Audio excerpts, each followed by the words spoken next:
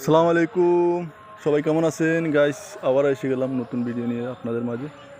আজকে দেখাবো বাঘ ভাল্লুক। চিড়িয়াখানা আসলাম, চট্টগ্রাম। তো এখানে অনেকদিন পরে আসা হলো। কাতার ছিলাম, কাতার থেকে আসার পরে দেখেন ভাইটা বাঘের সাথে খেলা করতেছে, অনেক ভালো লাগতেছে। বাঘকে ধমকি দিতেছে, বাঘ উল্টা ধমকি দিতেছে তাকে। দেখেন বাঘকে হই হই ভয় লাগাইতেছে, বাঘ উল্টা ওইখান থেকে ভয় লাগাইতেছে ওনাকে, পারতেছে না, খেয়ে ফেলবে এরকম এরকম আতঙ্কিত হয়ে গেছে বাঘ। বাঘকে গরম করে দিছে। বাঘ খালি এখন ঘুরতেছে তার পিছে পিছে। দেখেন তাকে ধরার জন্যই দেখেন আবার ভাইজান দৌড় দিতেছে। দেখেন বাঘ ওনার পিছে আওয়াজ হইতেছে। দেখেন বাঘের খেলা।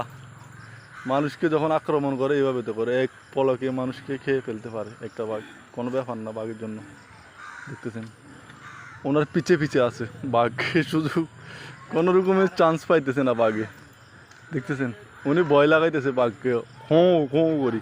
বাঘ ওইখান থেকে ভয় লাগাইতেছে ওনাকে। আওয়াজ কি শব্দ, হোঁত হোঁত করে ওঠে, লাগছে খেয়ে ফেলবে এরকম অবস্থা। চিড়িয়াখানা আসি, অনেক ভালো লাগলো। ফ্যামিলি নিয়ে আসলাম অনেকদিন পরে। দেখতেছেন উনি বাঘকে নিয়ে খেলা করতেছে।